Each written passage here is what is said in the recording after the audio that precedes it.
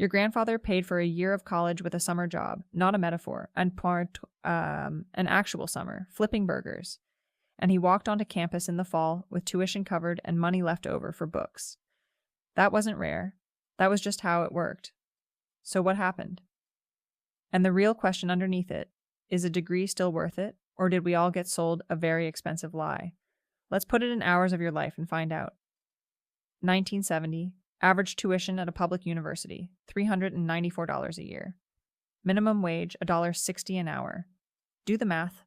A full-time summer job, an Ikrawi, about 480 hours, earned you around $750.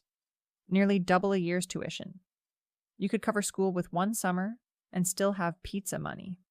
In hours, under 300 hours of minimum wage work paid for a year of public college. 7.5 weeks. That's the world people mean when they say, I worked my way through school. They're not lying, the math genuinely worked. Now run the same math today. Public in-state tuition and fees, around $11,600.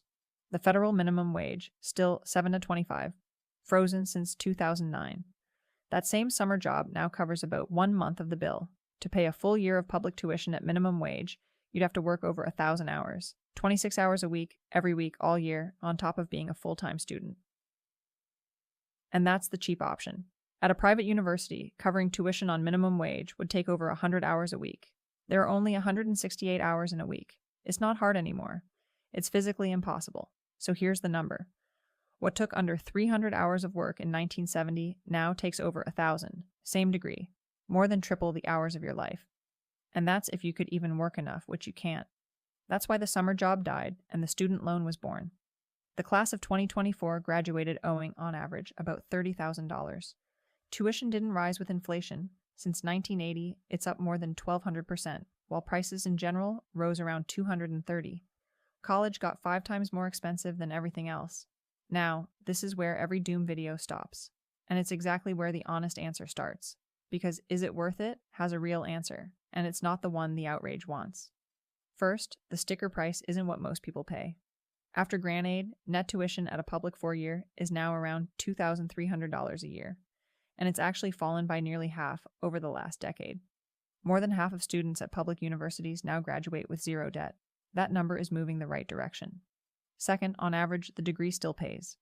Grads earn meaningfully more over a lifetime and face far lower unemployment, on average. But on average hides everything that matters. The people genuinely crushed by this are the ones who borrowed heavily, often for a private school or a low-return field, or who took on the debt and never finished. That's the trap. Not college, the wrong price, or the degree you didn't complete. So what do you actually do with this? 1. Separate the sticker price from what you'll really pay. Run the net price after aid for each specific school. The gap is often enormous. 2. Let the field decide the budget. Borrowing 30 grand for a degree that pays is fine. Borrowing 100 for one that doesn't is the mistake. 3. The cheat code nobody's embarrassed by anymore. Community college for 2 years, then transfer. Same diploma, a fraction of the hours of your life.